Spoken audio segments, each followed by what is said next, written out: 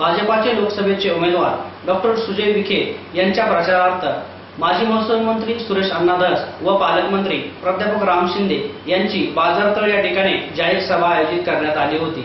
यावेळी त्यांनी आघाडी सरकारवर व राष्ट्रवादी काँग्रेसच्या नेत्यांवर सडकून टीका केली। भाजपाचे लोकसभा उमेदवार डॉक्टर सुजय विखे पाटील यांच्या प्रचारार्थ पालकमंत्री प्राध्यापक राम शिंदे यांच्या अध्यक्षतेखाली व माजी महसूल मंत्री सुरेश अण्णा धस यांच्या प्रमुख उपस्थितीत शहरातील बाजारतळावर या ठिकाणी सभेचे आयोजन करण्यात आले होते।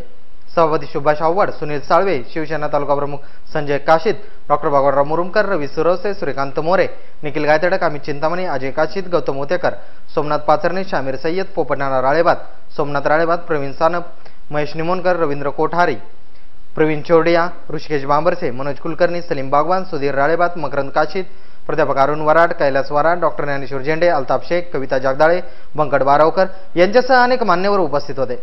यावेळी पालकमंत्री प्राध्यापक राम शिंदे व सुरेश अण्णा धस यांनी काँग्रेस राष्ट्रवादीवर टीका केली व डॉक्टर सुजय विखे यांचा विजय निश्चित आहे असा ठाम विश्वास भाषणात व्यक्त केला। पाणी पुरवठा योजना आता आपल्या मंजुरीच्या प्रतीक्षेत आहे। म्हणजे भविष्यात 20-25 वर्ष आपल्या तालुक्याच्या ठिकाणी असलेल्या मुख्य जामखेड शहर आणि वाढलेलं उपनगर आणि वाड्या वस्त्याला पाणी पुरवठा करण्याच्या दृष्टिकोनातून आपण अतिशय नियोजनबद्ध त्याची आखणी केलेली आहे। मला असं वाटतं की निश्चित स्वरूपामध्ये जामखेड तालुक्याच्या जनतेला पूर्णतः माहोल काय आहे याची जाणीव झालेली आहे। त्यामुळे जिल्ह्याभरामध्ये निश्चित स्वरूपामध्ये तुम्ही मतदान रूपी आशीर्वाद दिले। राज्यामध्ये देखील राष्ट्रवादी काँग्रेसचे 40 विधानसभेमध्ये, काँग्रेसचे 41, अशा पद्धतीनं काँग्रेसचा एक माणूस जास्त असल्यामुळे विरोधी पक्षनेता आदरणीय राधाकृष्ण विखे पाटील झाले। त्यामुळे गेले 5 वर्ष आमचे ऋणानुबंध होते। एवढ्या सगळ्या जनतेला माझा सवाल आहे, अहमदनगर जिल्ह्यातले विरोधी पक्ष नेते असून एक तरी टीका तुम्ही वर्तमानपत्राला माझ्या विरोधात वाचली का? नाही। अहो माझे तर जाऊन द्या, सरकारच्या विरोधात वाचली का? त्याच्यामुळे ऐन निवडणुकीमध्ये विरोधी पक्ष नेता खुश झाले आणि त्यांचे पुत्र आपल्याकडे पाठवले। त्यामुळे डॉक्टर सुजय विखेंचा प्रचार मी उघड करतो आणि ते झाकून करतो, कारण उमेदवार माझा आहे, बरोबर आहे ना?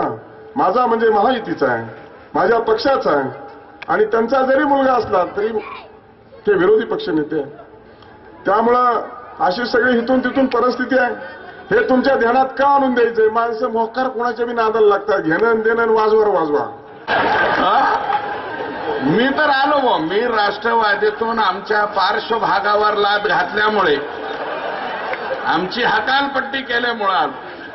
मग आता हुलगुंडे बी आला बाबा, नितीन कुठे आलं? जरा पातळच झाला नितीन, चांगला झाला। असो, चांगलंय। तो पहिले साहेबांचाच कार्यकर्ता होता, तो काही वेगळा नव्हता। हे जरा अपक्ष हे उघडी उभा राहिल्यामुळं आपलं हे बिगर लग्नावाला आत्ता लग्न 21 नंबर, 12चा उलटा 21 अपक्ष जे आलते, मला वाटतं नंतर लग्न केलं, ते बी पत्रिका नाही राहून नुसते सुपारी दिली। आता काही जीव फेऊ घाला एका दिवशी। असो, मी मान्य करतो, कबूल करतो की जुन्या कालावधीत रझिया सुलतान चित्रपट पाहण्याची लोकांची मानसिकता होती। रझिया सुलतान म्हणजे 4.5 तासाचा पिक्चर होता। आता रझिया सुलतान बघण्याची मानसिकता नाही, आता 1.5 तासाचा पिक्चर लागतो लोकांना। त्याच्यामुळं आम्ही सुद्धा लवकरात लवकर भाषणं आमची उरकली पाहिजे। लय मोठे भाषणं चालू होते अगोदर। मी म्हणलं शिंदे साहेब, आपल्या भाषणाच्या टायमाच्या पर्यंत हे सगळ्यांनी नमस्ते लंडन करू नाही आणि मागून आपणच शिल्लक राहायचो। अशा प्रकारे तसं झालं, तशा झालं आमच्या इथं आष्टीला। मोठे साहेब आलते, पवार साहेब आलते स्वतः। पवार साहेबाच्या आधी येंडू, गोंडू, मुंडू, रोंडू कुणी 1857च्या प्लाशीच्या लढाईत पडलेले माझे आमदार इतके गोळा करून आणले। आता माजींना किती किंमत असली तुम्हाला माहिती, मला माहिती। गोपीनाथराव मुंडेंचं घर फोडलं, आता जयदत्त क्षीरसागरच्या घरात राखेल ओतलं. आता राखेल पेट्रोल वाटल्यावर शिंदे साहेब माणसं कसे थांबते हो? मला सांगा ना, जयदत्त अण्णाची काय चूक आहे बिचाऱ्याची? अरे चांदीच्या ताटात शेतकरी जीव घातला का?